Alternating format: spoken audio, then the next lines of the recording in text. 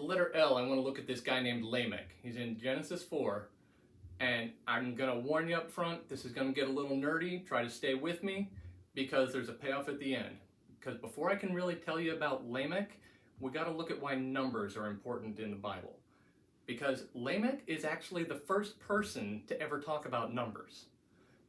And God had mentioned a couple of different numbers before this, but he's the first person to ever speak about numbers.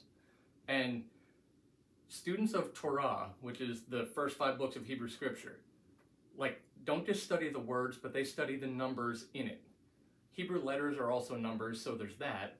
But also, they will tell you about how not only are there 7 days of creation, but there are 7 Hebrew words in the first sentence. That the English is, in the beginning God created the heavens and the earth. That's 7 Hebrew words that I can't pronounce. But those 7 words, it's not just that there's 7 of them, but they structurally mirror the 7 days. And they will tell you how many letters are in this passage and where this number shows up and different things that, and the first time something shows up matters a lot. And so Lamech being the first person to talk about numbers matters. And we have to see Lamech. He was the 7th generation down from Cain. Cain himself was one of the first places that a number showed up, because when he was driven away, God said, if anyone tries to kill you, I will take revenge 7 times. And you get 7 generations later, so that 7 has been repeated. There's Lamech, who he's the first person to ever have 2 wives, so he apparently invented polygamy. And he comes to those wives and tells them that somebody hurt him, and so in response he killed them. So he apparently invented overreacting. Seemingly he also invented revenge, because God had mentioned it if someone killed Cain, but nobody did. Lamech was the first person to do that we can see, that he took revenge. But then he speaks and says, okay, if Cain was going to be avenged 7 times, Lamech will be avenged 77 times.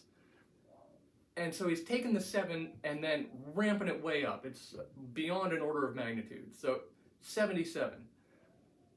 Now, that matters because any student of Torah would see that and know that 7 and 77, they wouldn't possibly miss it. Especially since they usually memorize the first 5 books, and we're only 4 chapters into Genesis with this story.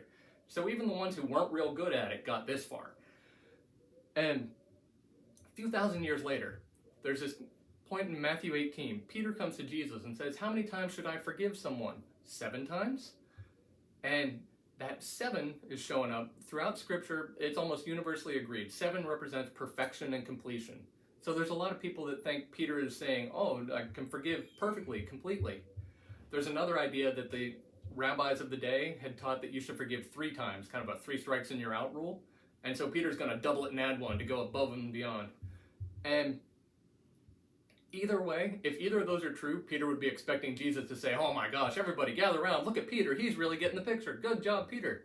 But that doesn't happen. Jesus is totally unimpressed with Peter's 7 and says, not 7, but 77. And this is a connection that we don't make, but I don't think any of the Hebrew students there could possibly have missed that reference to Lamech. And I think what's going on here, because we've always been taught, Jesus is not saying, well, keep score, and you forgive 77 times, but on 78, you can just take them out. We know that's not what he's saying. But I think what he is saying is, you remember Lamech? You know revenge? You know how you always want to hit back harder than you got hit? He got wounded and so he killed the guy. We tend to overreact and go over the top on revenge. Just as much as you're inclined to that, that's what your forgiveness should be. You should forgive excessively. Your forgiveness should be an overreaction. You should forgive more than the offense that came at you. That's what Jesus was teaching. And I think we miss it because we're missing that number thing.